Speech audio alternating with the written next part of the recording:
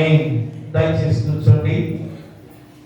ప్రియ దేవుని సంఘమా, దేవుడారా, మరి యొక్క ప్రాముఖ్యమైన సమయంగా ఈ 2025వ క్రిస్మస్ లో ప్రతిరోజు దేవుని నామాన్ని గర్పించుకుంటూ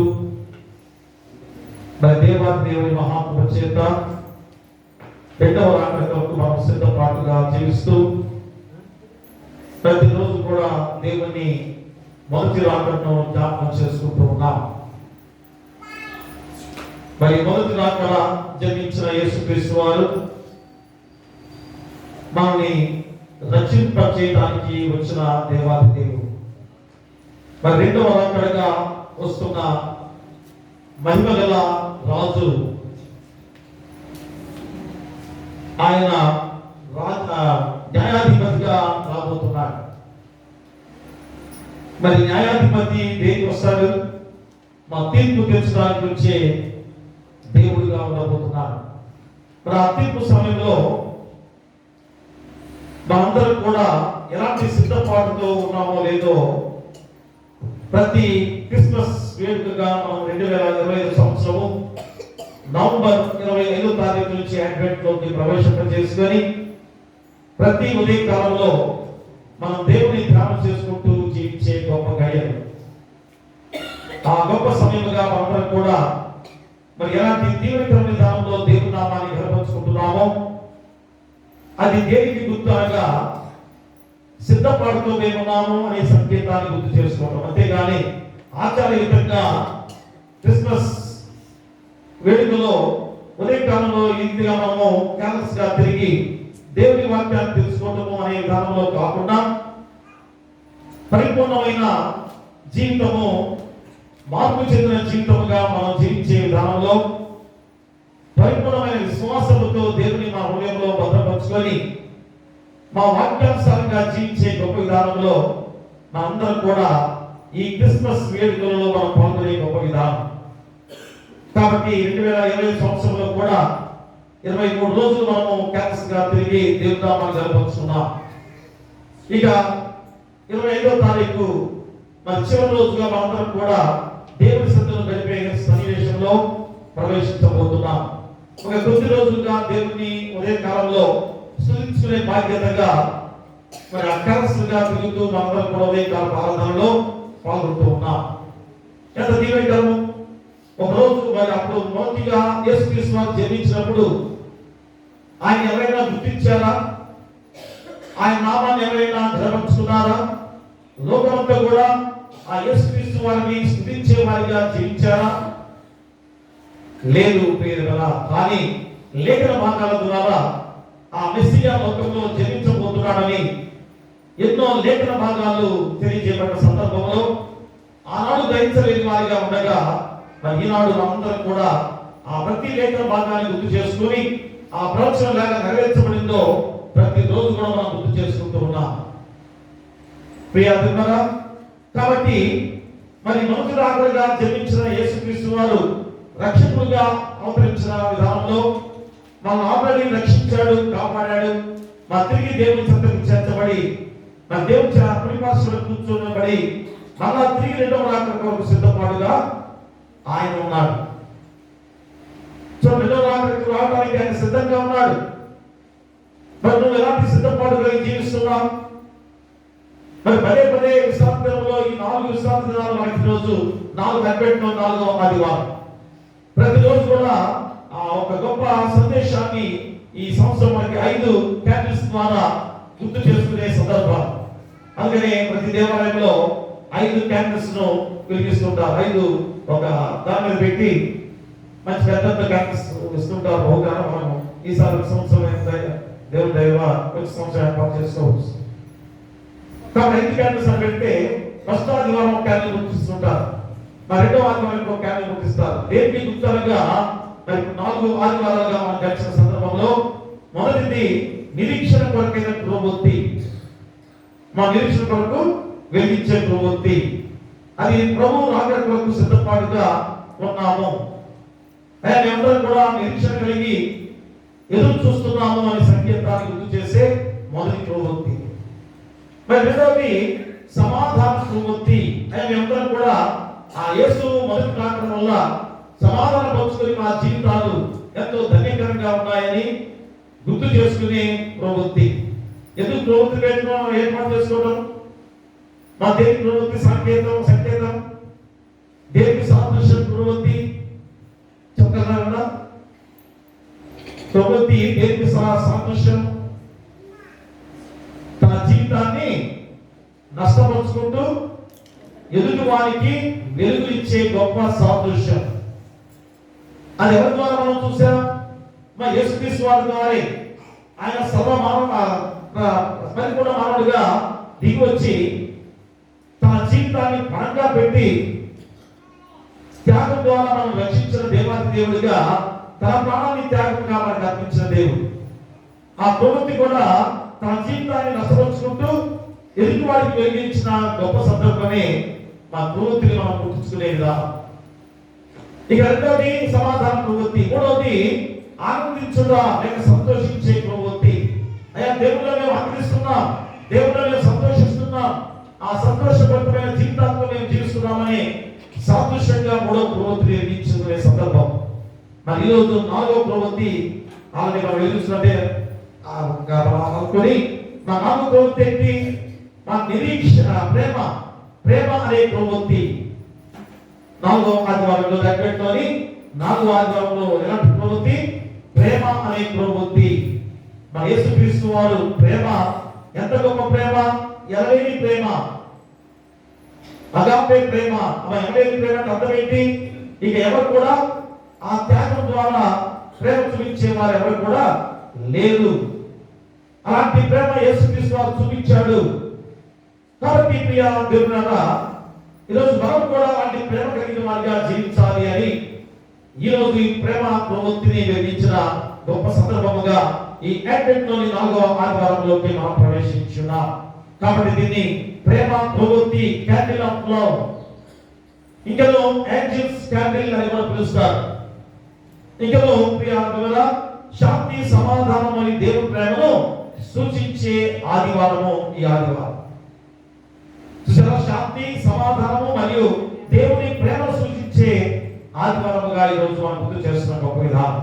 కాబట్టి ప్రేమ పాఠ్య భాగంలో యెషయా ప్రవక్త 40వ అధ్యాయంలో 1 నుంచి 8 వచనాలు ఏమని గుర్తు చేస్తుంది? దేవుని ప్రజలకు ఓదార్పు.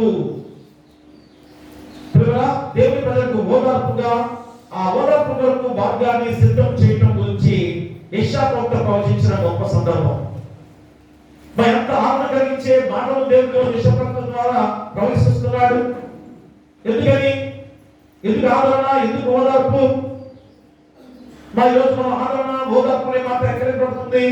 ఎవరైనా కుటుంబంలో మరణించిన వారి కుటుంబాల్లో ఆదరణ అనే మాట వినిపిస్తుంది, ఓదార్పు అనే మాట వినిపిస్తుంది కదా. మరి ఈరోజు ఇప్పుడు ఓదార్పు యెషయా ప్రవక్త ద్వారా ఎందుకని ఆదరణ, ఓదార్పు అనే మాట వినిపిస్తున్నాయి అంటే యేసుక్రీస్తు వారి ఇస్రాయేలు జనాంగంగా నా స్వాస్థ్యం అని చెప్పబడిన విధానంలో, మరి పాలుతెలు ప్రవహించే విధానంలో, ఆ దేశంలో నడిపించే విధానంలో మరి ఆ జనాంగాన్ని ఎంత చక్కగా నడిపించాడు దేవుడు. కానీ ఎన్నిసార్లు దేవుడిని సరుకున్నారు, మోషేని సరుకున్నారు, ఎన్నిసార్లు దేవుడికి వ్యతిరేకంగా జీవించారు. మరి ఎన్నో సూచనలుగా గుర్తు చేసి కూడా ఆ దేవుని ప్రేమ, ఎనలేని ప్రేమ కనుక వాళ్ళ చివరికి కూడా రక్షింపజేస్తున్నారు దానము. అయినా కానీ ఎంత రక్షించి కాపాడుతున్నా కానీ వినలేని ప్రజలు, దేవుని మార్గంలో నడవలేని ప్రజలు. అలాంటి ప్రజలుగా ఉన్న మనకి మా దేవాది దేవుడు ఇక నేను కనిపించను ఎందుకంటే అడిగాడు. మా యెహోవా దేవుడు మనపై అడిగిన సందర్భాలు, కోపము ఉగ్రత వస్తే ఏం చేసేవాడు? ఇక నోవహు జన్మనప్పుడు ఏమనుకున్నాడు? సర్వనాశనం చేయాలి ఈ లోకంలోని అనుకున్నాడు కదా. ఇక ఎవరు కూడా ఉండకూడదు, వీరు ఎవరు కూడా నా మాట వినట్లేదు అని ఎంత ఉగ్రత యెహోవా దేవుడికి వచ్చిందో నాకు తెలుసు. కానీ ఇప్పుడు అలా కాదు.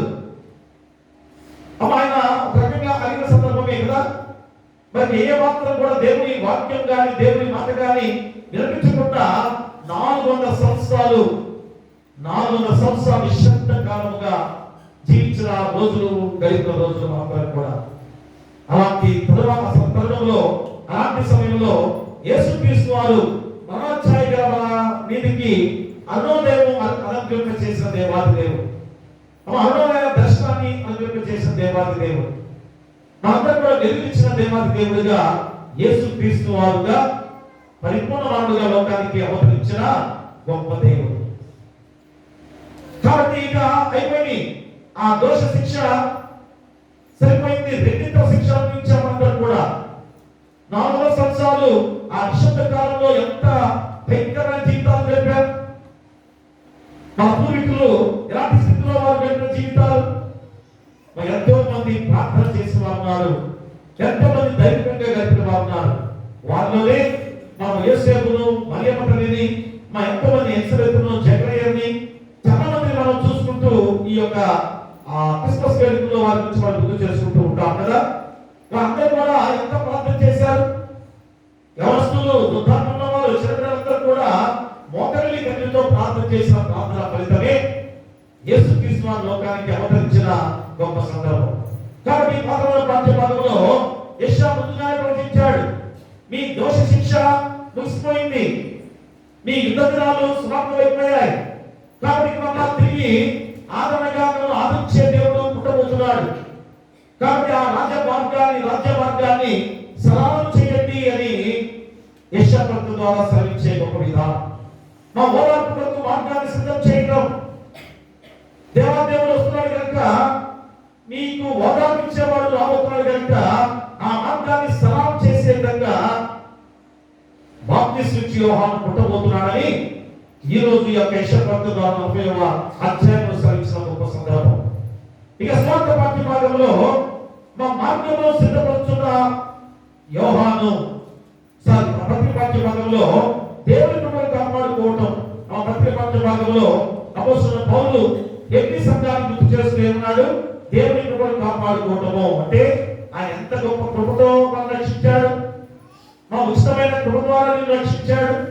ఆ కృపను కాపాడుకునే వారిగా జీవిస్తున్నావా అంటే దేవుని కృపను పొందలేక పోయే వారిగా మనం జీవిస్తున్నామేమో. అపోస్తలుడైన పౌలు ద్వారా ఎన్ని సంఘానికి తెలియజేసే మాటలే ఈ రోజు మనకు హెచ్చరికగా ఈ రోజు అపోస్తలుడైన పౌలు గుర్తు చేస్తున్నాడు. ఇక స్వార్థ పాఠ్యభాగంలో మార్గము సిద్ధపరుచున్న యోహాను బాప్తిస్మ దేనికి పంపించాడు దేవుడు? ఆ మెస్సియా జన్మించబోతున్నాడు కనుక, ఆ మెస్సియా రాబోతున్నాడు కనుక ఆ మెస్సియా రావడానికి మార్గాలు సిద్ధపరచాలి కదా. అంటే ఎలాంటి పరిస్థితులు ఉన్నాయి? ఎడారిగా మారిపోయిన దేశ స్థితి, ప్రపంచ భౌగోళిక స్థితి. ప్రతి ఒక్కరు కూడా ఎడారిలో నివసించే ప్రజలుగా జీవిస్తున్నారు, నిరాశ నిస్పృహలతో జీవిస్తున్నారు, మరణాఛాయలో నివాసులుగా జీవిస్తున్నారు. అలాంటి వారికి వెలిగించే దేవుడు రాబోతున్నాడు కనుక, రక్షించే దేవుడు రాబోతున్నాడు కనుక ఆ మార్గాన్ని సరళం చేయడానికి బాప్తిస్మ యోహాను వస్తూ మా మొక్కల మార్గాన్ని, ఎత్తైన పల్లాలని సదును చేయటం, రాళ్ళని ఏరటం, ఇవన్నీ కూడా ఆ యోహాను ద్వారా నడిపించే విధానంగా ఆ యోహానును పరిశుద్ధాత్మ బలంతో చేసిన గొప్ప సందర్భం. మరి రోజు రెండో రాకడగా వస్తున్నాడు యేసుక్రీస్తు వారు. మరి మార్గాన్ని సరళం చేసి యోహాను లాంటి మార్గంలో జీవిస్తున్నావా? మా ఇంట్లో ఒక్క మార్గము, ఎత్తైన పొలాలు, లోయలతో, మధ్యలో రాళ్లతో, రప్పలతో, మళ్ళకప్పలతో ఇంకా మనం జీవిస్తున్న వారిగా ఉన్నామా? ఈరోజు ఈ యొక్క క్రిస్మస్ సందర్భంగా మన జీవితాన్ని మార్చుకోవాల్సిన సందర్భాలు హెచ్చరికతో కూడిన వాక్యాలే ప్రియ. కాబట్టి దేవుని రక్షణ కార్యం ఎప్పటికీ కూడా ఒక్కసారిగా జరిగింది కాదు. మా దేవుని రక్షణ ప్రణాళిక ఒక్కరోజు జరిగింది కాదు. ఇది ఎలాగా చిన్నగా వ్యాపించి రోజు లోకమంతా కూడా సిద్ధపాటుగా జీవించిన ప్రజలుగా ఈరోజు దేవుని వాక్యమే సరిస్తుంది. మనం సిద్ధపాటుగా ఉన్నావా? మా ఇంతగా దేవుని వాక్యము ఏం చెప్తుంది? మనం సిద్ధపాటుగా జీవిస్తున్నామని చెప్తుంది. కానీ నీకు నువ్వుగా పరిశీలన చేసుకునే సిద్ధపాటు ఉన్నానో పరిశీలన చేసుకోవాలి. కాబట్టి మా వాగ్దానము, సిద్ధపాటు, నెరవేర్పు, ఈ 3 పాఠ్యభాగాలు. ఒకటేమో యెషయా ప్రవక్త ద్వారా వాగ్దానం, రెండోదేమో ప్రతి పాఠ్యభాగంలో సిద్ధపాటు, మూడోదేమో నెరవేర్పు అంటే బాప్తిస్మ యోహాను ద్వారా నెరవేర్పు జరిగిన సంఘటన. మరి రోజు ఈ 3 పాఠ్యభాగాల ద్వారా ఒక దైవికమైన క్రమంలో దేవుడు ఏర్పాటు చేసుకుందాన్ని మనం గుర్తు చేసుకోవాలి. కాబట్టి యెషయా ద్వారా, యెషయా ప్రవక్త ద్వారా ఏం తెలుస్తున్నాడు? ఓదార్పు ప్రకటించబడింది. మా అపోస్తలుడు పౌలు హెబ్రీ సంఘానికి ఏం చెప్తున్నాడు? పరిశుద్ధ జీవితం పట్ల హెచ్చరిక ఇవ్వబడిన సందర్భం. నీ పరిశుద్ధ జీవితంతో గడుపుతున్నాను లేదో కాబట్టి హెచ్చరికతో కూడిన వాక్యం. ఎందుకంటే చేదైన వేరు ఇంకా ఏమైనా ఉందా? మా వేరే చేదుగా ఉంటే ఆ చెట్టు పట్టే ఫలాలు ఎలా ఉంటాయి? అందుకని చేదైన వేరు అని గుర్తు చేస్తున్నాడు. ఆ చేదైన వేరు లాంటి సంఘటనలు నీ జీవితంలో ఇంకా దాపరించే వాటిగా ఉన్నాయా? ఆలోచన చేసి చేయండి కదా. అది హెచ్చరికతో అపోస్తలుడు పౌలు గుర్తు చేస్తున్నాడు. మరి జకర్యా గీతంలో విమోచన నెరవేరిన సత్యాన్ని ఘనంగా ప్రకటించబడింది. విమోచన అర్థం ఏంటి? పాప జీవితాన్ని నుంచి విడుదల చెందిన గొప్ప జీవితాలు. మా పాప జీవితాల నుంచి విమోచించబడ్డా మనందరం కూడా. అలాంటి సందర్భంలో ఆ విమోచన నెరవేరిన సత్యాన్ని ఘనంగా ప్రకటించబడిన సందర్భాన్ని కూడా ఈరోజు మనం గుర్తు చేస్తున్నాడు. కాబట్టి ప్రియ దేవులారా, ఈ 3 పాఠ్యభాగాల ఆ మధ్యలో ఉన్న మహాసత్యం ఏంటంటే వాక్యము శరీరధారిగా వచ్చుచున్నాడు. ఈ 3 పాఠ్యభాగాలు ఏమని తెలియజేస్తున్నాయి? మా వాక్యమే శరీరధారిగా లోకానికి వచ్చిన సందర్భాన్ని తెలియజేస్తున్నాడు కదా. యోహాను సువార్త 1వ అధ్యాయంలో 1వ వచనం చెప్పబడిన మాట ఏంటి? మా చదవండి ఒకసారి. ఆదియందు వాక్యం ఉండేను, వాక్యము దేవుని యొద్ద ఉండేను, ఆ వాక్యమే శరీరధారి అయి మన మధ్య నివసించను. చూసారు మన వాక్యమే శరీరధారి అయి మన మధ్య నివసించడానికి వచ్చిన దేవాది దేవుడిగా ఈ 3 పాఠ్యభాగాలను గుర్తు చేస్తున్న సందర్భం. కాబట్టి ప్రియ దేవులారా, మరి మొదటి పాఠ్యభాగంగా మనం గుర్తు చేస్తున్న సందర్భంలో 2వ పాఠ్యభాగం ద్వారా హెచ్చరికతో కూడిన వాక్యాన్ని మనము 3వ పాఠ్యభాగం ద్వారా అందరూ కూడా విమోచించబడి రక్షించబడ్డామనేది ఈరోజు తెలియజేసే గొప్ప వాక్యాలు. ఈ 3 లేఖన భాగాల ద్వారా మన జీవితాలను గొప్పగా మార్చబడ్డాయని గుర్తు చేసుకుంటే ఈ 3 పాఠ్యభాగాలు క్రోడీకరించి చక్కటి అంశాన్ని దేవుడు గుర్తు చేస్తున్నాడు. ఏమిటనగా ఆదరణ కలిగించు దేవుని మాటే మానవుని బాట. మరి అంశం ఏంటి? ఆదరణ కలిగించు దేవుని మాటే మానవుని బాట. చూడండి ఎంత గొప్ప ఆదరించే బాట రోజుని గుర్తు చేస్తున్నాడు. మరి ఆదరించే దేవుని మాటే మానవుని బాటగా ఉందనేది రోజు మనం తెలుసుకోవాలి. ఆ మార్గంలో మనం నడవాలి. దేవుని వాక్యానుసారమైన జీవితంతోనే మనం ముందుకు సాగాలి. అందుకనే ఈ అంశం ఆదరణ కలిగించు దేవుని మాటే మానవుని బాట. చూడమూల వాక్యంగా యెషయా గ్రంథము 40వ అధ్యాయం 3వ వచనాన్ని మనం చదువుకుందాం. ఆలకించుడి, అడవిలో ఒకడు ప్రయాణించుచున్నాడు. ఇట్లనగా అరణ్యంలో యెహోవాకు మార్గము సిద్ధపరచుడి, ఎడారిలో మా దేవుని రాజమార్గము సరళము చేయుడి. ప్రియా దేవులారా, చూడమూల వాక్యములో ఆలకించుడి అని చెప్పడం వల్ల అంటే ఆలకించే ప్రజలుగా లేకుండా ఉన్నాము కాబట్టి యెషయా ప్రవక్త ద్వారా ఏం చెప్తున్నాడు? ఆలకించుడి అని అంటాడు. మరి ఈ రోజైనా కానీ యెషయా ప్రవక్త ఎప్పుడో ప్రవచించిన ఈ లేఖన భాగాలు 700 సంవత్సరాల తర్వాత యేసుక్రీస్తు వారు జన్మించడం వల్ల నెరవేర్చబడిన సందర్భాలు. ఈ రోజు మనము 2025వ సంవత్సరంలో ప్రవేశించిన మనందరం కూడా ప్రియరా, మరి ఈ రోజు కూడా ఆలకించే వాటిని ఉన్నామా? అదే గుర్తు చేసుకునే సందర్భంగా ఈ 3వ వచనంలో అడవిలో ఒకడు ప్రయాణించుచున్నాడు. అడవి అంటే ఎంత భయంకరము! త్రోవలుగా ఉంటాయి, విషసంపా ఉంటాయి, తెలివి మార్గాలు ఏ విధంగా ఇతరులలో తెలివి భయంకరమైన మహారణ్యముగా ఉండే భయంకరమైన అడవి కదా.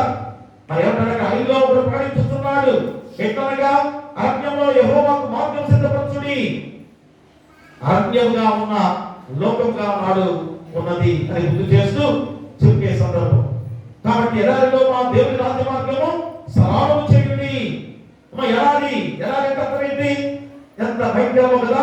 నీరు దొరకదు, ఎండ మావులతో ఉంటుంది, ఎలాగా నిరాశ నిస్పృహలతో అయ్యో ఈ ఎలాంటి మార్గం మాకు ఎలాగా ఎటువైపు వెళ్ళాలి, అలాంటి మార్గంలో మనము యేసుక్రీస్తు వారు జన్మించక ముందు 4.5 సంవత్సరాలు జరిగిన జీవితాలు. అలాంటి జీవితాలు కలిగిన మన జీవితాలకి మా దేవాది దేవుడు ఈరోజు మానవుడిగా జన్మించి ఎంత గొప్ప విధానముగా మన జీవితాన్ని రక్షింపచేసే విధానంలో ఆ దేవుని రాజ్య మార్గం సరళం చేయుడని హెచ్చరిక చేస్తున్నాడు. దేవుని రాజ్య మార్గంగా దాన్ని సరళం చేసుకోండి. ఆయన రాబోతున్నాడు. వస్తున్న సందర్భంలో అందరూ ఎలా ఉండాలి? మా దేవుని రాజ్య మార్గంలో నిల్చున్న ప్రజలుగా ఉండాలి. అంతేగాని అపవాది మార్గంలో ఉండకూడదని ఈరోజు చెప్పే గొప్ప మాటలే. కాబట్టి మా దేవుడు తన ఆదరణ సువార్త ప్రవక్త ద్వారా ఈరోజు ప్రకటిస్తున్న గొప్ప విధానము. ఈరోజు కూడా ఆదరణగా పలికించే మాటలు దేవుడు గుర్తు చేస్తున్నాడు. కాబట్టి మరి నిబంధన దేవుడు తన ప్రజలతో నిబంధన సంబంధము వ్యక్తపరుస్తూ ప్రజలను ఓదార్చుడి. మా యెరూషలేమును అనగా పట్టణంగా మాత్రమే కాక చెరగా ఉన్న ప్రజల విషయంలో ఈరోజు దేవుడు గుర్తు చేస్తున్నాడు. కానీ ఈ 40 అధ్యాయంలో దేని గురించి? మా యెరూషలేము పట్టణం గురించి చెప్పినట్టుంది కదా. మా యెరూషలేము పట్టణం అంటే ఎవరుంటారు? దాంట్లో మా చౌరవరం గ్రామంలో ఎవరుంటారు? మాది చౌరవరం గ్రామం అని లేదా వేరే వేరే గ్రామాలను చూస్తాం కదా. ఆ గ్రామానికి ఎవరి ద్వారా ప్రసిద్ధి చెందుతాయి? దాంట్లో ఎవరుంటారు? ఎవరుంటారు దాంట్లో? చౌరవరంలో ఎవరున్నారు? మనుషులు మనమే కదా. మనుషులు ఉంటేనే అది ఒక గ్రామం కదా. మరి యెరూషలేములో కూడా ఎవరున్నారు? ప్రజలు ఉన్నారు. కాబట్టి యెరూషలేము పట్టణం గురించి చెప్పడం కాదు, మా యెరూషలేములో పట్టణంలో ఉన్న ప్రజల గురించి చెప్పే మాటే. అందుకనే అక్కడ యెరూషలేము గురించి చెప్పిన మాటలు పట్టణం గురించి చెప్పిన మాటలు కాదు, మా ప్రజలతో చెప్పబడే గొప్ప సందర్భాన్ని గుర్తు చేస్తూ మరి ఆ దాంట్లో ఉన్న ప్రజలందరూ కూడా చెరపట్టబడి ఉన్నారు, బబులోను చెరలో బంధించబడ్డారు. కాబట్టి ఎంత భయంకరంగా యెరూషలేము అన్యాయం అయిపోయింది. మా రాజు చేత ఎంతగా దుస్థితికి దిగజారిపోయింది. యెరూషలేము దేవాలయం కానీ యెరూషలేము పట్టణం కానీ దానిలో ప్రజలందరూ కూడా చెరపట్టబడి ఉన్నారు. ఎంత దుస్థితి కదా. ఎంత దుస్థితిలో ఉన్నారు. అలాంటి చెరపట్టబడిన ప్రజలకి మా దైవోద్దేశంలో చెప్పబడి వారితో ప్రేమగా హృదయంతో మాట్లాడని దేవుడు ప్రవక్తలకు సలహిస్తున్నాడు. ఈరోజు యెషయా ద్వారా ఏమసరించాడు? అయ్యా ఆదరణ కోల్పోయిన ప్రజలుగా ఉండగా ఆ ప్రజలందరి హృదయాలతోనూ మాట్లాడి వారిని ఓదార్పు చేసి వారి మళ్ళా తిరిగి నా దగ్గరికి తీసుకురామని ఆ యెషయా ద్వారా ప్రవచించిన లేఖన భాగం.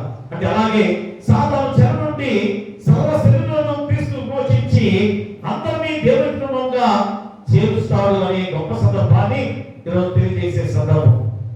ఈ 3 మధ్య భాగాల్లో ఏం గుర్తు చేస్తుంది? ఆనాడు చెర నుంచి ఎలాగా రక్షించిన సందర్భాలు గుర్తు చేసుకొని అసలైన చెర ఏంటి? మా బబులోను చెర నుంచి దేవుడు రక్షించాడు కరెక్టే కదా. ఇశ్రాయేలు గారిని పాపం నుంచి దేశానికి నడిపించాడు. అయినా మార్గాన్ని వీడారా? ఇక పరిపూర్ణంగా మార్పు చెందింది ఎప్పుడు? యేసుక్రీస్తు వారి లోకానికి అనుదించిన మానవాతారిగా ఆయన శిలువపై బలియాగంగా అర్పించుకొని మనల్ని పరిపూర్ణంగా పాప ప్రాయశ్చిత్తంగా మార్చిన దేవాది దేవుడు. కాబట్టి మా సాతాను చెర నుండి పరిపూర్ణంగా మన శరీరాన్ని రక్షించిన దేవాది దేవుడు. కాబట్టి దేవాది దేవుడుగా మొదటగా జన్మించిన ఆ గొప్ప విధానమే మన జీవితాలు రక్షించబడ్డాయి. కాబట్టి ఈరోజు ఆ విధమైన ఆదరణ కలిగించు దేవుని మాటే మన మానవులందరి యొక్క బాటగా ఉండాలి. ఈరోజు ఈ చక్కటి అంశంతో దేవుడు గుర్తు చేస్తున్నాడు. కాబట్టి ఆదరణ కలిగించు దేవుని మాటే మానవుని బాట. అంటే దేవుని వాక్యం నీకు ఆదరణ కలిగిస్తుంది. ఆదరణ కలిగించింది, ఈనాడు కలిగిస్తుంది, రేపు కూడా దేవుని వాక్యమే అనగా దేవుని మాటే మనకు ఆదరణ కలిగించింది. అంతేగా మనుషులు ఆదరించే మాట మాట్లాడుతున్నారు. ప్రయోజనం ఉంటుందా? ప్రయోజనం ఉంటుందా అంటే ప్రస్తుతానికి ఉంటుంది, ఉండదని కాదు. కానీ మా తోటి మామూలుగా ఒకరు ఆదరణతో ఉండాలి. ఆదరణ అంటే అర్థం ఏంటి? వారి విషయంలో ప్రతిదీ కూడా సహాయం చేస్తూ ఆదరణ కలిగించుకునే మార్గం జీవించమని చెప్పాడు. కానీ అసలు దేవుని మాట పరిపూర్ణంగా ఆదరించే మాట, అది మనం గుర్తు చేసుకోవాలి. అందుకే ఈరోజు 2 అంశాలతో దేవుడు గుర్తు చేస్తున్నాడు. 3 కాకుండా 2. ఒకటేమో దేవుని మాట, రెండోదేమో మానవుని బాట. మొట్టమొదటిగా దేవుని మాట విషయంలో మనం గుర్తు చేసుకుందాం. యెషయా ప్రవక్త యెషయా గ్రంథం 40వ అధ్యాయము 1-2 వచనాలు చదవండి. నీ దేవుడు సెలవిచ్చిన మాట ఏదనగా, నా జనులను ఓదార్చుడి ఓదార్చుడి, యెరూషలేముతో ప్రేమగా మాట్లాడుడి. ఆమె యుద్ధకాలము సమాప్తమయ్యను, ఆమె దోషులను తీర్చబడెను. యెహోవా చేతి వలన ఆమె తన సమస్త పాపముల నిమిత్తము రెండింతలు పొందినను సమాచారము ఆమెకు ప్రకటించుడి. ప్రియులారా, ఆమె దోషులను తీర్చబడి సమస్త పాపముల నిమిత్తం పొందిన రెండింతల దైవభక్తుల నుండి దుఃఖ నివారణ ప్రక్రియ ముగిసిందని ప్రకటిస్తూ ఉన్నాడు. ఆమె దోషులను అంటే అర్థమేంటి? యెరూషలేము పట్టణం గురించి కాదు, యెరూషలేములో ఉన్న ప్రజల గురించి చెప్తున్నాడు. మా యెరూషలేములో ఉన్న ప్రజలు చేసిన దోషము, యెరూషలేములో ఉన్న ప్రజలు చేసిన పాప జీవితాలు, రెండింతల శిక్ష అనుభవించారు. చూడండి ఎంత భయంకరం. ఆనాడు విశ్రాంతరంగా ఎంత శిక్ష, రెండింతల శిక్ష. ఘోరమైన దుస్థితిలో వారు నివసించిన ప్రజలు. కాబట్టి ఈరోజు యెషయా ప్రవక్త ద్వారా ఎంత ఓదార్పు కలిగించిన మాటలుగా ఓదార్చుడి ఓదార్చుడి అని చెబుతూ యెరూషలేముతో ప్రేమగా మాట్లాడుడి, ఆమె యుద్ధకాలము సమాప్తమైపోయింది. ఇక యుద్ధకాలం సమాప్తమైంది కనుక ప్రేమతో మాట్లాడమని దేవుడు యెషయా ప్రవక్త ద్వారా సెలవించి మిమ్మల్ని రక్షించే దేవుడు పుట్టబోతున్నాడు. ఇక మీరు పరిపూర్ణంగా సంతోషంగా ఉండండి, ఒకరినొకరు ప్రేమతో జీవించండి అని చెప్పే గొప్ప సందర్భమే. కాబట్టి ప్రియులారా, చూడండి ఇర్మియా ప్రవక్త ద్వారా సెలవించిన మాటలు. ఇర్మియా గ్రంథము 16వ అధ్యాయం చూడండి. ఇర్మియా గ్రంథము 16వ అధ్యాయము 18వ వచనం. వారు తమ హేయ దేవతల కళేబరముల చేత నా దేశమును అపవిత్రపరుచున్నారు, తమ హేయ క్రియలతో నా స్వాస్థ్యమును నింపి ఉన్నారు గనుక నేను మొదట వారి దోషమును బట్టి వారి పాపమును బట్టి రెండింతలుగా వారికి ప్రతీకారము చేసేదను. ప్రియులారా, దేవుని కోపము, దేవుని కృప ఎలా వచ్చిందో చూసారా? మా ఎంత కఠినమైన మాటలుగా గుర్తు చేసినప్పుడు దేవుని కోపాన్ని మనం తట్టుకోగలమా? మా దేవుని తట్టుకోగలమా? కాబట్టి ఈరోజు చెప్తున్నాడు, ఏమని? యెహోవా నా బలమా, నా దుర్గమా, ఆపత్కాలమున నా ఆశ్రయమా, భూదిగంతం నుండి జనములు నీ యొద్దకు వచ్చి మా పితరులు వ్యర్థము మాయారూపములు నిష్ప్రయోజనము వాటిని మాత్రము స్వతంత్రించుకోవాలని కొనిలని చెప్పుదురు. నన్ను తమకు దేవతలను కల్పించుకుందురా, అయినను అవి దైవములు కావు. కాబట్టి నా నామము యెహోవా అని వారు తెలుసుకున్నట్లు నేను ఈసారి వారికి అనుభవం కలిగజేస్తును. నా బలమును నా శౌర్యమును ఎంతటివో వారికి తెలియజేస్తును. ఎంత శక్తివంతులు మా దేవాది దేవుడు, ఎంత శక్తివంతులు తెలియజేయడానికే యేసుక్రీస్తు వారు మానవాచారిగా లోకంలో జన్మించాడు. యెహోవా దేవుడు అంత శక్తివంతులు ఎవరుగా తెలుసుకోవడానికి మా యేసుక్రీస్తు వారి ద్వారే కదా. కాబట్టి మన తన ప్రజలు రక్షించిన దేవుడు నిర్ణయించిన దేవాది దేవుడే. కాబట్టి ఈరోజు యేసుక్రీస్తు వారు దేవుని లోకానికి మానవుడిగా వచ్చాడు. మన ప్రజలు రక్షించిన దేవుడు నిర్ణయించి యేసుక్రీస్తు వారిని పంపించాడు. అంటే మోషేతో దేవుడు చేసిన నిబంధన ఒక్కసారి మనం గుర్తు చేసుకుంటే, నిర్గమకాండము 3వ అధ్యాయం 17వ వచనం చదవండి. 3వ అధ్యాయం 17వ వచనం. 17వ వచనం. ఐగుప్తు బాధలో నుండి పాలు తేనె ప్రవహించే దేశములకు, అనగా కానానీయులు, హిత్తీయులు, అమోరీయులు, పెరిజీయులు, హివ్వీయులు, ఓబీసీలు ఉన్న దేశములకు మీకు రప్పించదని సెలవించదని వారితో చెప్పుము. ప్రియా, ఏ విధంగా వారి ఐగుప్తు బాధల నుండి పాలు తేనె ప్రవహించే దేశాన్ని నడిపిస్తారని నిర్గమకాండంలో వాగ్దానం చేయబడిన గొప్ప మాట. అంటే ఐగుప్తు దేశం నుండి పాలు తేనె ప్రవహించే దేశానికి రప్పించదని సెలవించిందని వారితో చెప్పుము అని ప్రవక్త ద్వారా ఈరోజు మనం గుర్తు చేస్తున్నాడు. ఇప్పుడు 1250 క్రీస్తు పూర్వం 1250లో ఇది నెరవేరిన సందర్భాన్ని కూడా మనం గుర్తు చేస్తున్నాడు. మా క్రీస్తు పూర్వం 1250లో నెరవేరింది. మా ఐగుప్తు చెరలోంచి మోషే ద్వారా నడిపించిన సందర్భం అందరూ గుర్తు చేసుకుంటే అది ఎంతగా నెరవేర్చబడిందో ఆనాడు గుర్తు చేస్తున్నాడు. మరి ఆమె ఎంతకాలం సమాప్తమైందని ఆమె దోషులను తీర్చబడిను. యెహోవా చేసిన సమస్త పాపం నిమిత్తము రెండింతల పొందిన సమాచారము ఆమెకు ప్రకటించుడి. ఇది ఎప్పుడు నెరవేర్చబడింది? మా క్రీస్తు పూర్వం 552వ సంవత్సరంలో కోరేషు బబులోనును జయించడం ద్వారా ఇశ్రాయేలు రక్షణ పొందిన సందర్భం. జనాంగం ఎప్పుడు? క్రీస్తు పూర్వం 541వ సంవత్సరం. అప్పుడు సంవత్సరం తగ్గుకుంటూ వస్తాయి. అదేవిధంగా 1250 క్రీస్తు పూర్వంలో ఇది నెరవేర్చబడిందని చెప్పారు కదా, అంటారు కదా. తగ్గించుకుంటూ రావాలి. అక్కడ నుంచి పాత్రల కాలంలో ఆ సంవత్సరాలు తగ్గించుకుంటూ వస్తుంటాయి. మా 541వ సంవత్సరంలో కోరేషు బబులోనును జయించాడు. మా దాని ద్వారా ఇశ్రాయేలు రక్షణ పొందిన సందర్భం. కాబట్టి రోజు తన ప్రజలను రక్షించడం దేవుడు నిర్ణయించాడు. మొదటి నుంచి కూడా వారిని రక్షించిన దేవుడిని ఎలాగ చూపిస్తున్నాడు చూడండి. ఇక రెండోది, దాంట్లో ప్రజలే మార్గం సిద్ధపరచుకోవాలి. మనమే ఏం చేయాలి? దేవుని మార్గాన్ని సిద్ధపరచుకోవాలి. దేవుని మార్గాన్ని సిద్ధపరచుకోవాలి. చూడండి, యెషయా 40:3 చెప్తున్న ఆలోచించుడి. అడవిలో ఒకడు ప్రకటించుతున్నాడు. ఎట్లనగా అరణ్యంలో యెహోవాకు మార్గం సిద్ధపరచుడి, ఎడారిలో మా దేవుని రాజమార్గం సరళము చేయుడి. ప్రియరా, చూడండి ఆ మాట ఎంత గొప్ప మాట. ఓ రాజమార్గాన్ని సిద్ధపరచుకోవాలి. ఏ రాజమార్గం అది? దేవుని రాజ్య మార్గము. ఇది అందరూ చూస్తుంటాం కదా. ఎవరైనా ఒక అధికారి వస్తే, లేకపోతే ఒక ఎమ్మెల్యే, ఒక ముఖ్యమంత్రి, లేకపోతే ప్రధానమంత్రి, ఈ పెద్ద వారు వస్తే చేస్తారు, మార్గాన్ని సిద్ధపరుస్తుంటారు కదా. మాకు కొత్త కొత్త రోడ్డు కూడా వేస్తారు. ఎప్పుడు లేని రోడ్డు కూడా, ఎన్నో సంవత్సరాల నుంచి లేని రోడ్డు కూడా అప్పుడప్పుడు ఎంత ఫాస్ట్ గా అర్ధరాత్రిలో కూడా రోడ్డు వేస్తుంటారు. గమనించారు చాలా చోట్ల.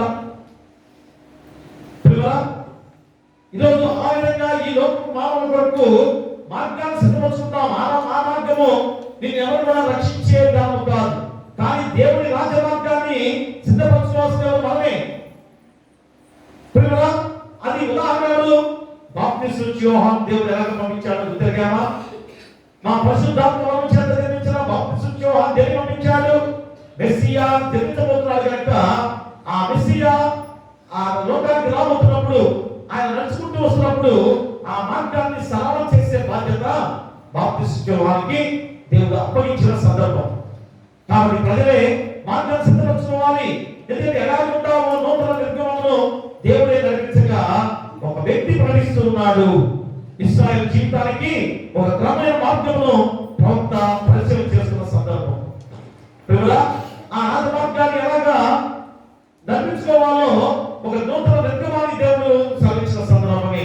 చూడండి, ఆదికాండము 6వ అధ్యాయం 12వ వచనం ఒకసారి. ఆదికాండము 6వ అధ్యాయంలో 12వ వచనం. ఆ దేవుడు భూలోకమును చూసినప్పుడు అది చెడిపోయి ఉండెను.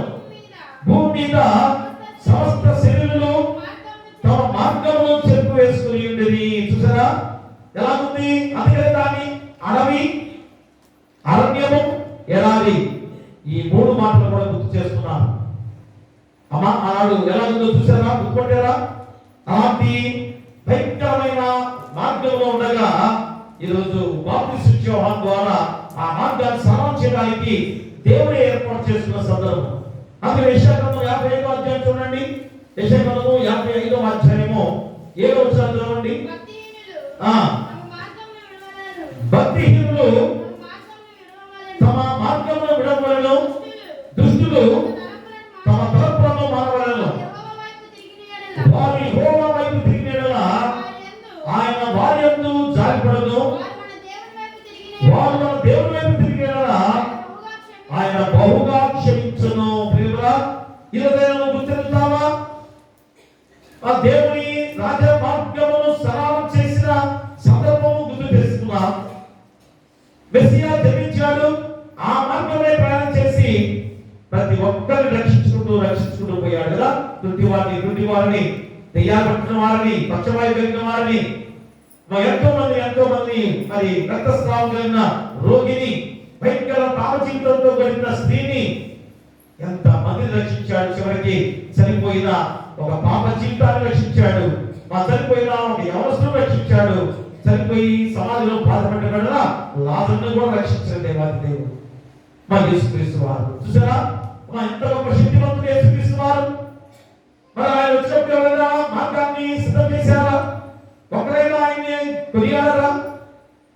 కొనియాడ తరమే నిన్ను కోమల హృదయ, కొనియాడ తరమే నిన్ను తరాలు దినాకాలు దేవతాలను మిల్చు తరాలు దినాకాలు దేవతాలను మిల్చు గణేశ పురాణకు జానసేవ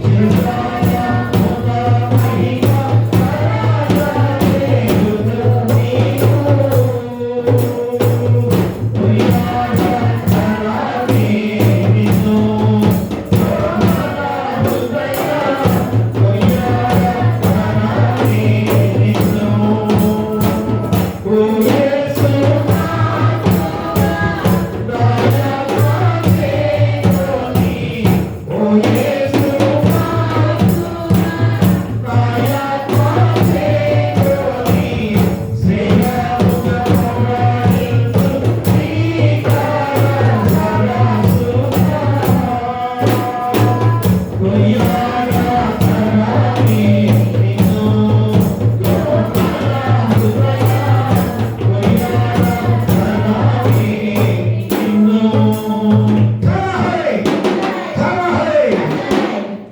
నిన్ను ఎందుకంటే చాలా అధ్యాయాలు మా క్రీస్తు హల్లెలూయా అని చెప్పుకుంటున్నాం. దేవుని కొనియాడ సమయము ఎంత గొప్పదో మన హృదయాలందరికి కూడా మన ఎంత సిద్ధపాటుగా జీవించాలో గుర్తు చేసే గొప్ప పాఠం. మా ఆనాడే ఎంత గొప్ప పాఠం ద్వారా మనం ఎలాగా దేవుని కొనియాడే వారికి ఉండాలో గుర్తు చేసుకునే సందర్భం. కాబట్టి ఈ రోజు మనందరం కూడా ఏ విధంగా రక్షించబడిన వారిగా జీవిస్తూ ఇక అయిపోయింది, ఈ దోష శిక్ష అయిపోయింది, యుద్ధ సమయం పూర్తయిపోయింది, కాబట్టి ఇప్పుడైనా ఆలోచించుడి అని మళ్ళా గుర్తు చేస్తున్న సందర్భం ఎందుకోని తీవ్రా స్థానికుడైన యోహాను. స్థానికుడు అంటే బాప్తిస్మిచ్చు అని అర్థం. స్థానికుడు అంటే అర్థం ఏంటి? బాప్తిస్మిచ్చు అని అర్థం. అమ్మ యోహాను దేవుని వాక్యమును ప్రకటించగా మార్క్స్ వార్త 1వ అధ్యాయం చూడండి ఒకసారి. మార్క్స్ వార్త 1వ అధ్యాయం 3వ వచనం చదవండి. 3వ వచనం. అతని మార్గం సిద్ధపరచును, ప్రభు మార్గం సిద్ధపరచుని, ఆయన త్రోవలు సరళము చేయడని అరణ్యంలో కేకలు వేస్తున్న ఒక శబ్దము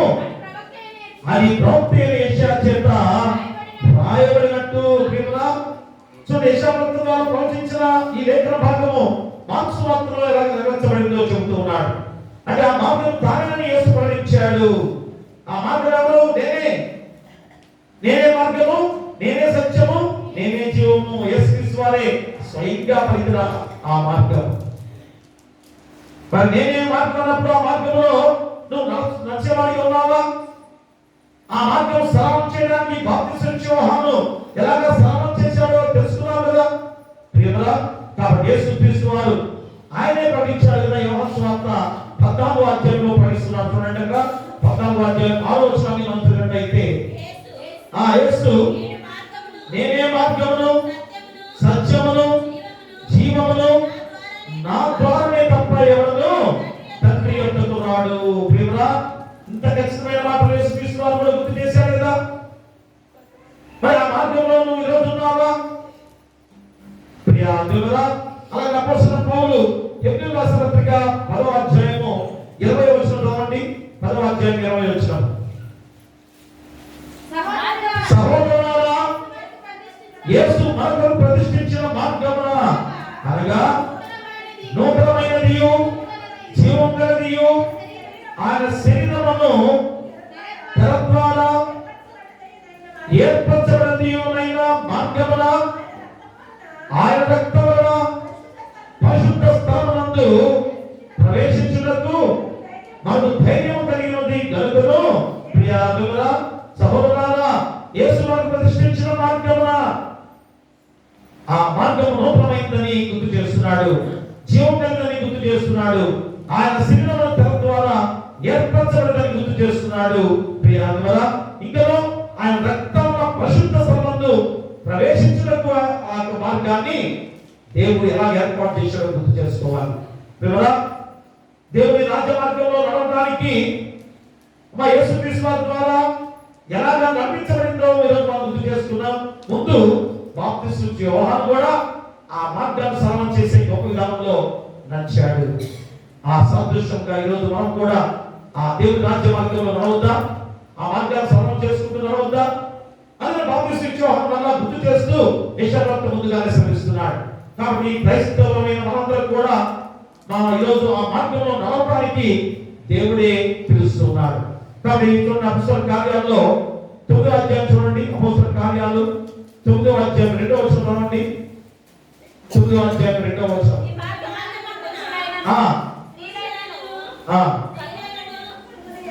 ఈ మార్గమందున పురుషులైనను స్త్రీలైనను కనుగొని ఎడల వారిని బంధించి యెరూషలేము తీసుకువచ్చుటకు దమస్కులోని సమాజంలో వారికి పత్రిక ఇమ్మని అడిగాను.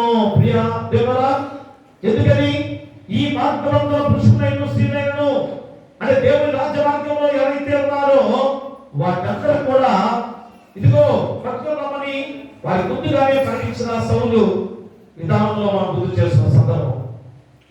ఎందుకంటే సౌలు ఇక్కడ ప్రభు యొక్క శిష్యులను బెదిరించడంలో హత్య చేయడంలో తనకు ప్రాణాధారమైన ప్రధాన యాజకులకు వెళ్ళి ఈ మార్గంలో ఉన్న వారందరూ కూడా సమరస్థాన్ని ప్రకటించే పత్రికలు సిద్ధపరిచిన సందర్భం. అంటే క్రైస్తవులుగా మనం ఏ మార్గంలో నిల్చున్నప్పుడు ఎలాంటి శోధనలు మనకు వస్తుంటాయి? అదే ఈరోజు అపోస్తలుడు పౌలుగా మారాడు. తర్వాత ముందు సౌలుగా ఉన్నప్పుడు ఎంత భయంకరంగా క్రైస్తవులు హింసించేవాడిగా ఉన్నాడు కదా. 19వ అధ్యాయం చూడండి. అపోస్తలుల కార్యాలు 19వ అధ్యాయంలో 9వ వచనం చదవండి. 19:9. అయితే కొందరు కఠినపరచబడిన వారై ఒప్పుకొనగా జనసమూహం ఎదుట ఈ మార్గమును దూషించుతున్నందున అతను వారిని విడిచి శిష్యులను ప్రత్యేకపరచుకొని ప్రతి దినము తురము అను ఒక పాఠశాలలో తగ్గించుతూ వచ్చాను. ప్రభు మార్గం సరళం చేసే విధానంలో అపోస్తలుడైన పౌలు ద్వారా ఎలాంటి చిత్రహింసకులైన సందర్భంలో దేవాది దేవుడు ఎలాంటి స్థితిలో రక్షింపజేయడానికి ఆ సౌలును పౌలుగా మార్చిన సందర్భాలు కూడా తెలియజేస్తున్నాడు. ఎప్పుడైతే దేవుని దర్శనం ద్వారా సౌలు మార్గం మంచిది కాదు, సాదా మార్గంలో నిల్చున్నాడు, క్రైస్తవులు శిక్షే మార్గంలో నిల్చున్నాడు. అలాంటి సౌలుని అపోస్తలుడైన పౌలుగా మార్చిన దేవాది దేవుడు. 23వ వచనం దాంట్లో 9వ అధ్యాయంలో ఆ కాలమందు క్రీస్తు మార్గం గురించి చాలా అల్లరి కలిగాను. చూసారా, క్రీస్తు మార్గంలో ఉన్న వారందరి విషయంలో అల్లరి సందేహిందని గుర్తు చేస్తున్నాడు. మా కొంతమంది కాలంలో కూడా క్రైస్తవం హింసిస్తున్న సందర్భాలు, తెలియజేసిన సందర్భాలు ఈరోజు గుర్తు చేస్తూ మరి ఇప్పుడు కూడా ఈ రోజు కూడా క్రైస్తవం హింసించే సందర్భాలు ఎన్నో మనం చూస్తున్నాం కదా. ఛత్తీస్గఢ్ లో చాలా చోట్ల క్రైస్తవం హింసిస్తున్న సందర్భాలు మనం చూస్తున్నాం. మా చంపివేసే సందర్భాలు మనం చూస్తున్నాం. కాబట్టి ఇప్పుడు ఇలాంటి చర్యలు చూస్తున్నామంటే, ఇలాంటి సూచనలు మనకు కనిపిస్తున్నాయంటే అర్థం ఏంటి? ఇవన్నీ జరుగుతున్నాయి కనుకనే ఆనాడు యేసుక్రీస్తు వారు మానవుడిగా జన్మించాడు, మనందరూ కూడా రక్షించాడు కదా. మరి ఇప్పుడు అలాంటి సూచనలు మనుషులు వేస్తున్నారు. దేశం వేస్తుంది. భూకంపాలు, కరువులు, కటకాలు, భయంకరమైన అనారోగ్య పాలవుతుందో మనకి ఈరోజు సూచనలు కనిపిస్తున్నాయి. అంటే రెండవ రాకడ అతి సమీపంగా ఉన్నది. వార్తాహరులుగా, దేవుని సేవకులుగా దేవుడు ఏర్పాటు చేసుకొని ఈ మాటలు గుర్తు చేసే సందర్భం. ఆనాడు ప్రవక్తలు ఏర్పాటు చేస్తున్నాడు, మా దేవదూతలు ఏర్పాటు చేస్తున్నాడు, బాప్తిస్టు యోహాను ఏర్పాటు చేస్తున్నాడు. ఎంత మందిని దేవుడు ఏర్పాటు చేసుకుని చెప్పినా వినని ప్రజలుగా ఉన్నారు. ఈ రోజు కూడా ఈరోజు దైవ బోధకులుగా ఎందుకు ఏర్పాటు చేసుకున్నాం మమ్మల్ని? ఈ మాట చెప్పడానికే. కానీ ఈరోజు అందరూ కూడా వార్తాహరులే. ఈరోజు నేను చెప్పే మాటలు కాదు, మీరు కూడా వార్తాహరులే, మీరు కూడా దూతలే. మరి మీ ద్వారా ప్రకటించవలసిన సమయంలో కూడా దేవుని వాక్యం ఈరోజు వినేవారిగా ఉన్నామంటే అర్థం ఏంటి? మా దేవుని వింటున్న వారిగా జీవిస్తున్నామంటే అర్థం ఏంటి? అందుకని ఇంకా పాస్టర్లుగా మమ్మల్ని ఏర్పాటు చేస్తున్న దేవాది దేవుడు మా మానవ ఈ లేఖనాలు మళ్ళా గుర్తు చేస్తున్నాడు. కాబట్టి ఈ రోజు దేవుని మాట నిరంతరం కార్యాలయం ఎన్నోసార్లు మనం గుర్తు చేస్తున్న సందర్భాలు కదా. బాప్తిస్టు యోహాను పుట్టే విషయంలో జకర్యాకి దేవుడు చెప్పిన మాట, దేవుని మాట ఎన్నడూ కూడా నిరంతరం కానేరదు కదా. కాబట్టి ఈ రోజు ప్రభు మార్గం ప్రజలతో ఉంది. వారి దగ్గరికి వచ్చిన ప్రభువు మహిమ ఇతరులు చూపే తరానికే ప్రజలు సిద్ధంగా ఉండాలని మా శ్రమించిన గొప్ప సందర్భాలు. కాబట్టి ఆ మార్గము భూదిగంతల వరకు కూడా ఉంది. మా దేవుని రాజమార్గం భూదిగంతల వరకు కూడా ఉంది. కానీ అపవాది మార్గంలో ఉన్నాం కనుక అది నశించిపోయే మార్గంగా చేస్తున్నాం. కానీ దేవాది దేవుడు భూదిగంతల వరకు కూడా దేవుని రాజమార్గాన్ని చూపించారు కదా. యేసుక్రీస్తు వారు మరణించిన తర్వాత రెండో రోజు ఎక్కడికి వెళ్ళాడు? ఎక్కడికి వెళ్ళామా? పాతాళంలోకి వెళ్ళారు కదా. మరణం ఉందా? ఆయనకి యేసుక్రీస్తు వారు మరణం ఉందా? అయ్యో మరణించాడు, ఆ సమాధిలో ఉన్నాడు అనుకుంటున్నారా? కాదు, శరీరం మాత్రమే అక్కడ ఉంది.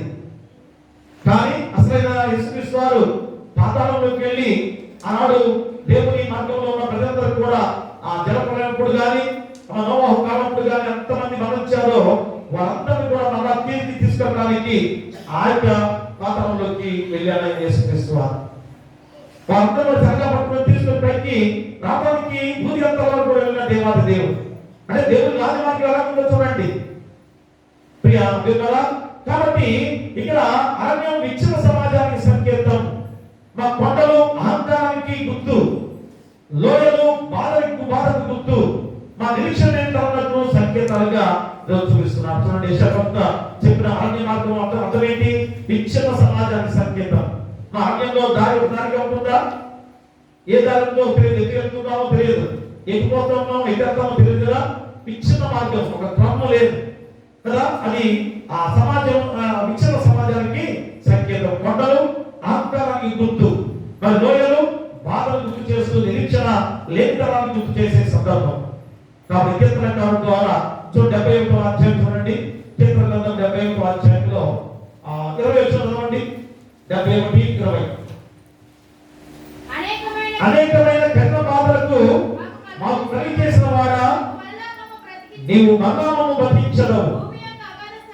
భూమి యొక్క గాఢ స్థలంలో నుండి నీవు మరణము లేవనెత్తిదవు. చూసారా, యేసుక్రీస్తు చనిపోయి రెండో రోజు పాతాళంలోకి వెళ్ళి వారిని పైకి తీసుకొచ్చిన సందర్భము 71వ సంకీర్తన కావడం ద్వారా మనం గుర్తు చేశారు. ఎన్ని లేఖనాలు ఈరోజు మనం గుర్తు చేస్తున్నాం చూడండి ప్రియులు కదా. కాబట్టి గుర్తు తిరిగి మా ప్రతి మార్పు వెనుక దేవుని మాట ఉన్నది. ప్రతి మాట వెనుక దేవుని మాట ఉన్నది. అదే యెషయా 40వ అధ్యాయంలో 6 నుంచి 8 వచనాలు చూడండి. ఆలకించుడి, ప్రకటించుమని ఒకడు ఆజ్ఞ ఇస్తున్నాడు. నేనేమి ప్రకటించునని మరి ఒకడు అడుగుతున్నాడు. సర్వ శరీరులు గట్టి అయి ఉన్నారు, వారి అందమంతయు అణిగిపోవలే ఉన్నది. యెహోవా తన శ్వాసను దాని మీద ఊదగా గట్టి ఎండును, పువ్వు వాడును. నిశ్చయముగా జనులు గట్టి వంటి వారి గట్టి ఎండిపోవును, దాని పువ్వు వాడిపోవును. మన దేవుని వాక్యము నిత్యము నిలుచును. ప్రియమురా, మనం ఏదో ఈ లోకంలో అందంగా ఉన్నామని గర్విస్తున్నామేమో కదా. అమ్మా, గాలి వీసగా అందం అంతా కూడా గడ్డి పువ్వు లాంటిదే. అమ్మా, నేను అందంగా ఉన్నవాడు, అందంగా ఉన్న ఆడపిల్ల కానీ మొమ్మడు కానీ మరణిస్తారా? దేవుతుందా అందం? అందంగా ఉన్నాడు కాబట్టి ఉంచుకుంటారా? చనిపోయిన వాడిని చాలా చక్కగా ఉన్నారు కనుక ఉంచుకుంటారా? రోజు రోజుకి కుళ్ళి కుషించిపోతూ ఎంత అద్భుతమైన రూపంలోకి మారిపోతుందో ఎన్నోసార్లు మీరు చూస్తుంటారు కదా. ఏమైపోయింది? అందమంతా కూడా అడిగి గడ్డి పువ్వులే వాడిపోయిన జీవితాలు మన జీవితాలు వల్ల. కాబట్టి మా దేవుడు ఆ గడ్డి మీద గాలి నిలిచగలుగుతుంది. యెహోవా శ్వాసం దాని మీద ఉండగా, శ్వాసం అంటే నాసికానంద వచ్చి ఊదిన శ్వాసే. దాని నోటి ద్వారా వచ్చిన శ్వాస ద్వారానే ఎలాగ వాడిపోయే వాడిగా ఉండబోతున్నాం ఒకసారి గమనించాలి. ఆ శ్వాసే మనం నష్టపరిచేసేదిగా గుడ్డని కూడా గుర్తు చేసుకోవాలి. కాబట్టి ఉడగా గడ్డి ఎండును, పువ్వు వాడును. నిత్యముగా జనులు గడ్డి వంటి వారే, గడ్డి ఎండిపోవును, దాని పువ్వు వాడిపోవును. మన దేవుని వాక్యము నిత్యము నిలుచును. దేవుని వాక్యం ఎప్పుడు కూడా నిలుచుంటుంది. కాబట్టి ఆదరణ కలిగించు దేవుని మాటే మానవుని మాట. అదే ఈరోజు మా లూకా సువార్త ద్వారా మానవుని మాట అని 2వ అంశం ద్వారా గుర్తు చేస్తున్నాడు. లూకా సువార్త 1వ అధ్యాయంలో 79వ వచనం చదవండి. 79వ వచనం. మరియు శిశువా, నీవు సర్వోన్నతుని ప్రవక్త వనవద్దువు. మన దేవుని మహావాత్సల్యం బట్టి వారి పాపములను క్షమించడం వలన తన ప్రజలకు రక్షణ జ్ఞానము ఆయన అనుగ్రహించుటకు ఆయన మార్గమును సిద్ధపరచుటకై నీవు ప్రభువులకు ముందుగా నడుతువు.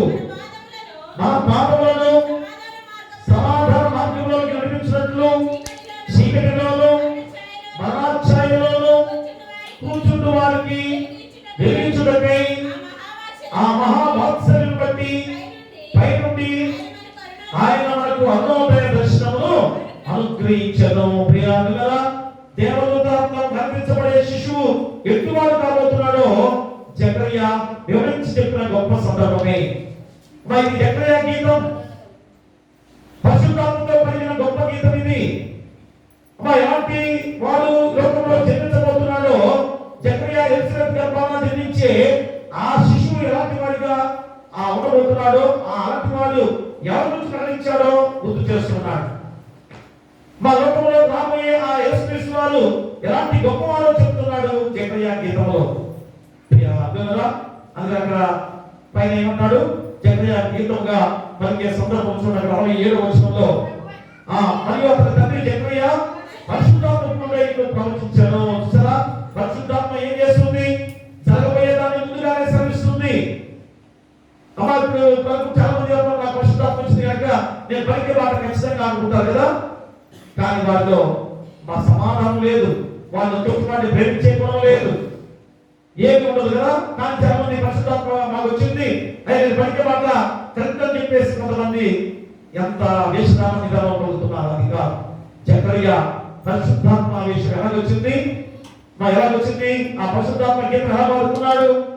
యోహాను జన్మించబోతున్నాడు, బాప్తిస్మ యోహాను ఎలిజబెత్ గర్భంలో జన్మించబోతున్నాడు అంటే నమ్మాడా? నమ్మలేదు కనుక ఏమైంది? నోరు మోగపోయింది కదా. నోరు మోగపోయింది. మన జీవితాల్లో కూడా దేవుని నమ్మకపోతే మోగపోయే వాళ్ళ జీవితాలు ఉంటాయి. అంతేగాని జకర్యా నీతివంతుడే, మా ప్రార్థనపరుడే, భక్తివంతుడే. కానీ ఈరోజు ఏ విధంగా దేవుని వాక్యం శక్తి కలిగిన నిరూపించడానికి దేవాది దేవుని దూత ద్వారా చెప్పిన మాట నమ్మలేదు. నమ్మలేదు దగ్గర మోగపోయాడు. ఎప్పుడైతే మళ్ళా యోహాను దేవుడు చెప్పిన మాట రాశాడో వ్యవహారాన్ని మాత్రం రాశాడో నోరు వచ్చేసింది. ఆ నోటితో పరిశుద్ధాత్మ శక్తితో పలికిన గీతమే ఈ గీతం. ప్రియరా, కాబట్టి ఇప్పుడైనా కానీ మనం గుర్తు చేసుకొని ఆ మార్గము సరళం చేసేవాడు బాప్తిస్మ యోహానుగా ఏ విధంగా జన్మించి ఆ దేవుని మార్గాన్ని సరళం చేయడానికి జన్మించిన వాడు. మరి నువ్వు కూడా అలాంటి జన్మేది దేవుడు నీకు ఇచ్చాడు కదా. మరి నువ్వు ఆ దేవుని రాజ్య మార్గాన్ని సరళం చేసేవాడిగా ఉన్నావా? మా బాప్తిస్మ యోహాను ఎలాంటి వాడు, మనం కూడా అలాంటి వారమే. ఈరోజు అందరం దేవుని రాజ్య మార్గంలో ఉండాలి. ఆ మార్గాన్ని సరళం చేసే వారిగా మనల్ని యేసుక్రీస్తు వారి యొక్క కృప ద్వారానే రక్షించి పరిశుద్ధులుగా మార్చి ఆ రాజమార్గంలో నిలబెట్టారు. ఉన్నావా? ఆ రాజమార్గంలో నిల్చున్నావా? మా జ్ఞానం అవసరం చెబుతున్నాడు. ఎందుకని యేసుక్రీస్తు వారు వచ్చి ప్రేమగా దేవుని నుంచి తెలియజేశాడు. దేవుడు ఎంత ప్రేమగా వాడో మనకి యేసుక్రీస్తు వారు ద్వారా తెలియజేశాడు. ఆ ప్రేమ నీలో ఉండాలి. ఉందా? ఒకరినొకరు ప్రేమ కలిగి జీవిస్తున్నారా? క్షమించబడే వారిగా ఉండాలి కదా. బంధన సముద్రాల పునరుద్ధరణ కొరకు ఈరోజు క్షమించబడే దేవుడుగా మనకి ఈరోజు మనకు అవతరించిన వాడు కదా. మన పాపాలు క్షమించాడు యేసుక్రీస్తు వారు. మరి నీవు కూడా నీ పొరుగు వాడిని క్షమించే గుణంతో జీవిస్తే శత్రుత్వాలు ఉంటాయా? ఇంకా సమాధాన మార్గంగా ఉన్న గొప్ప విధానం క్రీస్తు ద్వారా ఉన్నత క్షేమకర జీవితంలోకి నడిపించబడుట. ఆ క్రీస్తే మనల్ని సమాధాన మార్గం నడిపించేవాడని ఆ దేవుని గురించి చెప్పేవాడే నా కుమారుడుగా జన్మించబోతున్నాడని జకర్యా గీతం ద్వారా పలికించిన గొప్ప సందర్భం. కాబట్టి ప్రియరా, ఇప్పుడైనా గుర్తిరిగి మా ఒకరిలో చేదైన వేరు మోసిన అంటువ్యాధిగా అది సమాజం అంతని పాకి అభ్యంతరం చేస్తుంది అని గుర్తు చేస్తున్నాడు అపోస్తలుడైన పౌలు. కాబట్టి ఈరోజు యెషయా జకర్యా గీతంలో పలికిన గొప్ప సందర్భాల్లో యేసుక్రీస్తు వారు ఎలాంటి వాడు? మాకు క్షమించే దేవుడిగా, సమాధానపరిచే దేవుడిగా, నిన్ను రక్షణ మార్గంలో నడిపించే దేవుడిగా జన్మించిన వాడు, నీకు జ్ఞానాన్ని అందించే దేవుడిగా జన్మించబోతున్నాడని జకర్యా పలికిన గీతంలో గుర్తు చేస్తున్నాడు. అలాంటి మార్గంలో ఉన్న మనందరం కూడా ఇంకనూ చేదైన వేరుగా ఉన్నట్లయితే ఏమవుతుంది? దాని ఫలాలు చేదుగా పడతాయి. అలా చేదైన వేరుగా ఉన్నారా? అదే అపోస్తలుడైన పౌలు గుర్తు చేస్తున్నటువంటి ఆ హెబ్రీయులకు రాసిన పత్రిక 2వ అధ్యాయము 23-24 వచనాలు. పరలోకమందు వ్రాయబడి ఉన్న జ్యేష్ఠుల సంఘము నగును వారి మహోత్సవములను అందరి న్యాయాధిపతి అయిన దేవుని యొద్దకును సంపూర్ణ సిద్ధి పొందిన నీతివంతుల ఆత్మల యొద్దకును దొంగ నిబంధనకును మధ్యవర్తి అయిన యేసు యొద్దకును హేబేలు కంటే మరి శ్రేష్టముగా పలుకు ప్రోక్షణ రక్తమునకును మీరు వచ్చి ఉన్నారు. ప్రియమైన మనందరం కూడా ఎలాంటి స్థితిలో ఉన్నాం? ఈరోజు పరలోకమందు వ్రాయబడిన జ్యేష్ఠ సంఘములకును వారి మహోత్సవములకును అందరి న్యాయాధిపతి దేవుని యొద్దకును సంపూర్ణ సిద్ధి పొందిన నీతివంతుల ఆత్మల యొద్దకును దొంగ నిబంధనకు మధ్యవర్తి అయిన యేసు యొద్దకును హేబేలు కంటే మరి శ్రేష్టంగా పలుకు ప్రోక్షణ రక్తమునకును మీరు వచ్చి ఉన్నారు. అందరం కూడా మా పరలోక రాజ్యానికి అర్హత సాధించే స్థితిగా ఈరోజు అందరం కూడా వచ్చి ఉన్నాం. కానీ ఈరోజు అలాంటి సిద్ధపాటుగా ఉన్నావా? ప్రియా దేవుడా, ఇక నువ్వు చేదు వేరు ఏదైనా ఉన్నదా? చేదు వేరంటే భ్రష్ట స్వభావం కలిగి ఉందా? వ్యభిచారంతో వికార గుణంతో ఉన్నావా? భ్రష్ట స్వభావంతో నువ్వు జీవిస్తున్నావా? చెడు జీవితాలతో నువ్వు జీవిస్తున్నావా? ఈరోజు ఆలోచన చేసుకోండి. కాబట్టి చేదు అయిన వేరు ఇంకనో మనలో ఉందేమో. ఇప్పుడైనా కానీ ఆ చేదు అయిన వేరు ఉండకూడదు. ఎందుకంటే వేరులోనే చేదు ఉంటే ఇక చెట్టు పడే ఫలాలు ఎలా ఉంటాయి? చేదు పండ్లే పడతాయి కదా. కానీ ఈరోజు ఇంకనో ఆ చేదు అయిన వేరు లేకుండా చేసుకునే విధానంలో ఆ చెట్టు నరికేయబడుతుంది. ఆ నరికేయబడే విధంగా ఉండకుండా దాని వల్ల ఆ తీపిగా మధురంగా చేసుకునే వారిగా మనము దేవుని వాక్యాన్ని ఈ రోజు నిన్ను మార్చబడుతున్నాం కదా. ఆ వాక్యమే శరీరాలుగా వచ్చి మా మధ్య నివసించాడు, రక్షించాడు, ఆ రాజమార్గంలో నిలబెట్టిపోయాడు.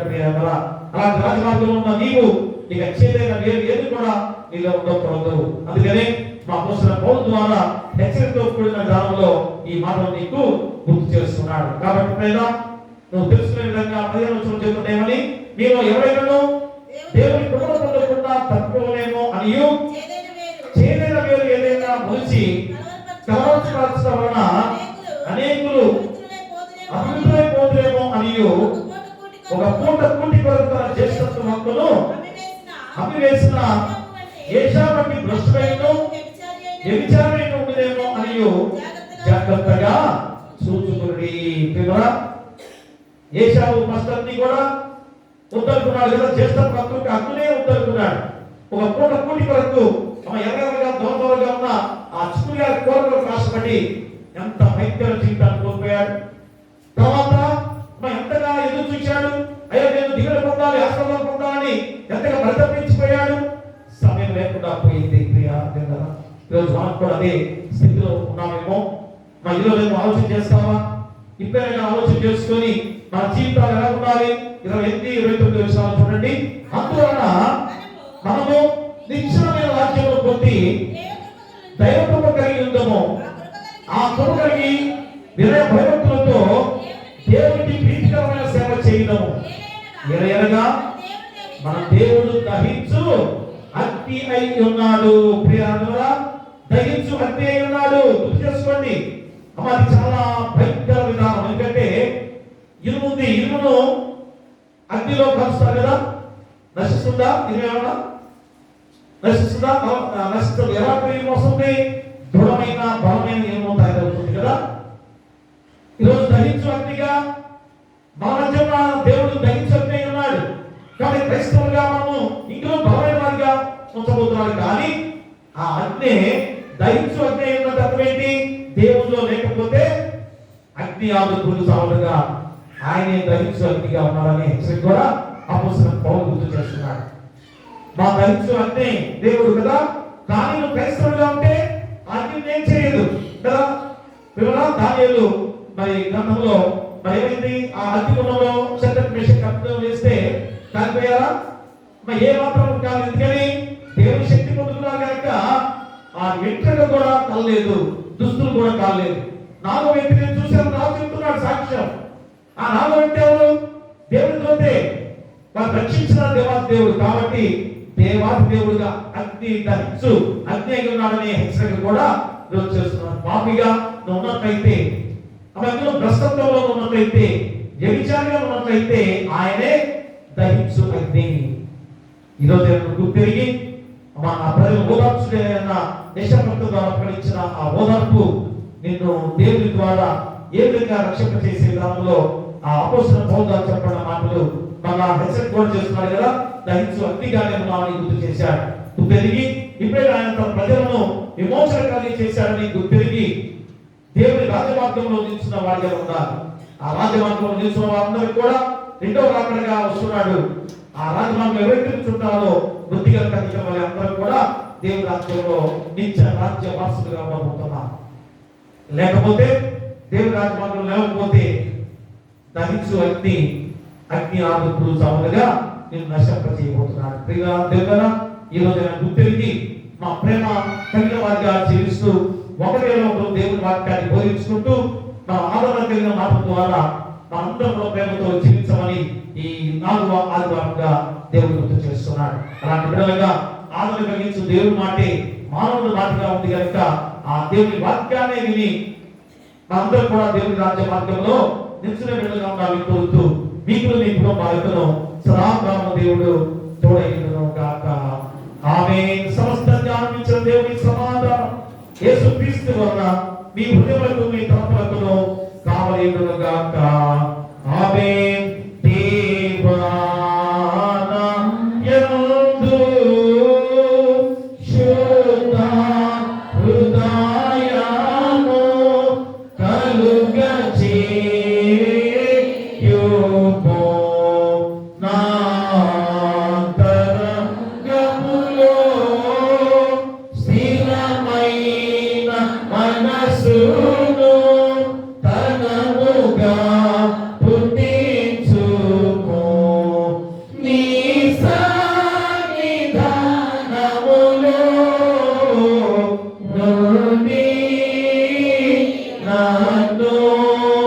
Through sea